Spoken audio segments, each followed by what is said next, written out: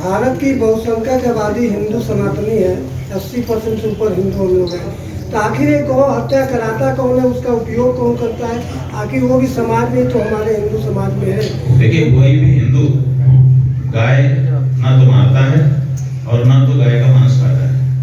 और जो ये कह रहा है कि हम हिंदू हैं लेकिन गाय मांस खाते हैं या गाय काटते हैं, तो संसद में जो प्रयाग में गौ संसद हुई उसमें प्रस्ताव पारित हो चुका है। हम लोग चिन्हित कर रहे हैं, जल्दी ही वो सूची भी आपके सामने रखेंगे कि ऐसे लोगों को हम हिंदू समाज से बहिष्कृत करेंगे। वो हिंदू कहलाने के योग्य नहीं है कि जो गाय को क्षति पहुंचाए और अपने आप को हिंदू कहना चाहे, उसको अधिकार समाप्त किया जाए।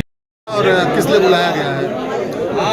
ये पत्रकार वार्ता हमने इसलिए बुलाई क्योंकि हमको पूरे देश को ये बताना है कि गौ हत्या के संदर्भ में 75 साल बीत जाने पर भी आपके द्वारा दिए गए वोट से बनी सरकारों ने कुछ नहीं किया है। आप हिंदू, आप सनातनी, आप गौभक्त वोट देते चले जा रहे हो, सरकारें बनती और बिगड़ती चली जा रही हैं और गाय कटती जा रही है। तो जो गाय कट रही है वो जो शास्त्रों में महापाप लिखा है वो किसको लगेगा?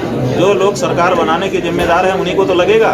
तो प्रत्येक मतदाता को गौ हत्या का पाप लग रहा है और इसी कारण से बेचारे घर में दुखी हैं, समस्या में हैं। तो उनके घर में समस्याएं हमारे पास आकर के रोते हैं कि गुरुजी हम परेशान हैं। अब हम तो जान रहे हैं कि तरह तरह के पाप हो रहे हैं जिसमें आप भी सम्मिलित हो। इसीलिए आपकी जो समस्या है, आपका जो कष्ट है वो तब दूर होगा जब कम से कम गौ हत्या बंद हो।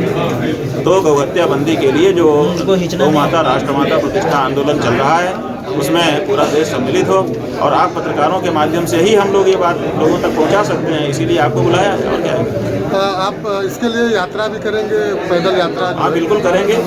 गौ माता के लिए जो कुछ करना पड़े कम है। अगर उनके लिए पैदल चलना पड़े, नंगे पैर चलना पड़े, चलेंगे। लोग हमसे पूछते हैं, फेसबुक में सवाल उठाते हैं कि शंकराचार्य ने क्या किया है। शंकराचार्य गाय के लिए सड़क पे खड़ा हो रहा है, चल रहा है नंगे पांव। हम पूरे देश से आह्वान करना चाहते हैं कि आइए और शंकराचार्य जी के साथ चलिए। आगे चलना हो तो आगे आगे चलिए, हम पीछे चलने को तैयार हैं। और नहीं तो साथ में चलिए, पीछे चलिए और ये संदेश दीजिए सरकार को कि गौ हत्या आप इस देश में स्वीकार करें। पार्टी भी बना रहे हैं इसको लेकर? नहीं, पार्टी नहीं बना रहे हैं। आप समझिए, पार्टी हम नहीं बनाएंगे क्योंकि हम राजनीतिक व्यक्ति नहीं हैं। हम वोट नहीं मांगेंगे क्योंकि हम राजनीतिक व्यक्ति नहीं। हमको सत्ता सरकार नहीं बनाना है, लेकिन हमको ऐसी सरकारें जरूर चाहिए जो कम से कम हमारी आस्था पर कुठाराघात न करती हो। जो हमारी गाय को कत्ल करती हो वो हमारी सरकार है, कैसे हो सकती है? तो इसीलिए हमने ये कहा है कि हम एक गौ गठबंधन बनाएंगे। जैसे ये लोग अलग अलग पार्टियां हैं, अपने अपने पार्टी के रूप में भी हैं और गठबंधन भी बना लिए।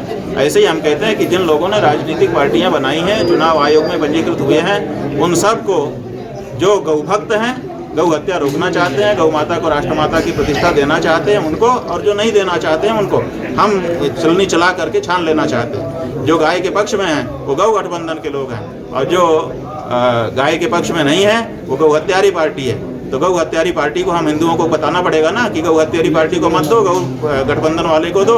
तो जो पार्टियां गौ गठबंधन में आ जाएंगी, शपथ पूर्वक कह देंगी, उद्घोषणा कर देंगी कि हम गाय हत्या नहीं करेंगे सत्ता में आने पर, हम उनको रिकमेंड करेंगे कि हिंदू इनको वोट दे सकते हो, तुमको इनको वोट देने से गौ हत्या का पाप नहीं लगेगा।